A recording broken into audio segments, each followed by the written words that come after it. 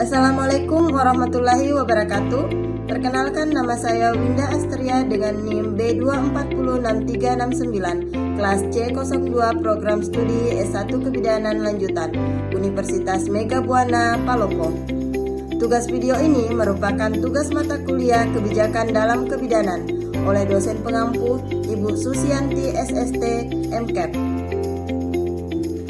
Video ini akan membahas tentang kekuasaan, politik, dan kebijakan dalam pelayanan kebidanan, di mana saya akan menjelaskan tentang evaluasi pelayanan kebidanan dalam multi perspektif dan identifikasi isu-isu mengenai permasalahan gender di masa lalu dan saat ini yang mempengaruhi profesionalisme bidan dan siklus kehidupan perempuan.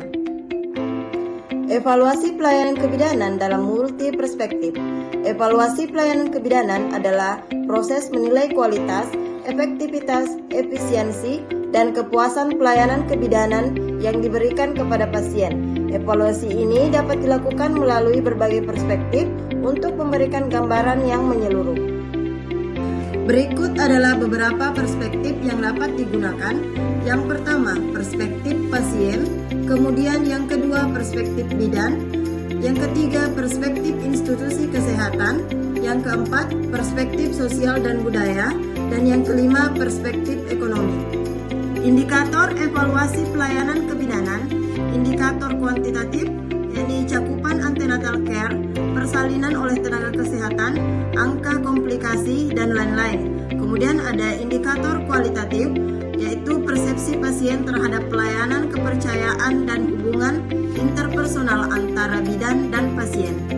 Adapun metode evaluasi yang digunakan yaitu survei dan kuesioner untuk mengumpulkan data dari pasien dan bidan, observasi langsung, menilai bagaimana pelayanan dilakukan secara langsung, kemudian wawancara mendalam, menggali informasi dari pasien bidan, dan manajemen kesehatan, audit klinis, menilai dokumen dan rekam medis untuk memastikan pelayanan sesuai standar.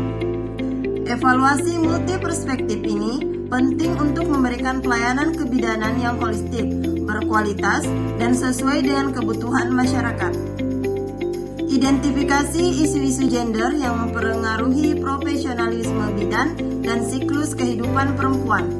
Isu gender di masa lalu.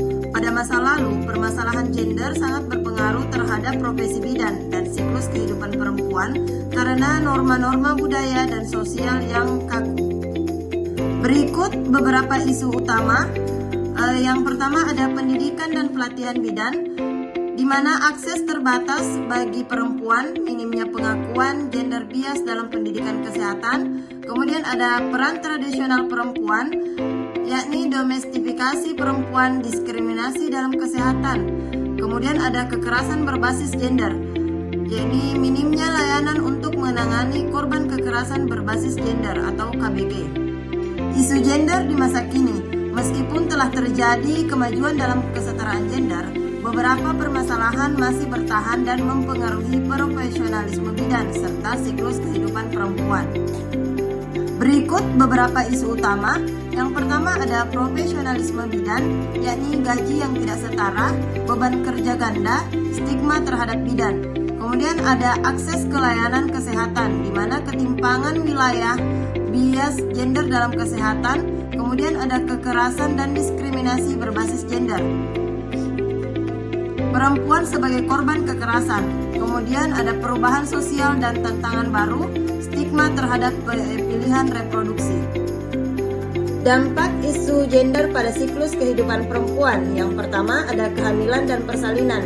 Diskriminasi gender dapat menghambat akses perempuan ke layanan antenatal yang berkualitas.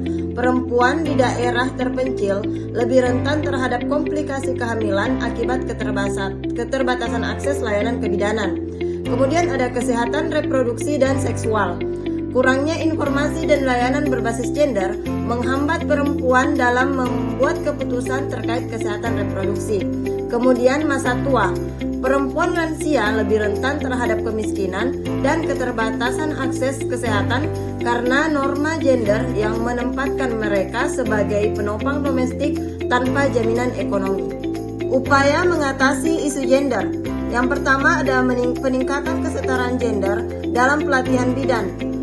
memberikan kesempatan yang setara kepada perempuan untuk mendapatkan pendidikan kebidanan berkualitas. Kemudian yang kedua, advokasi dan edukasi publik, di mana mengubah stigma sosial tentang perempuan dan profesi bidan melalui kampanye kesetaraan gender.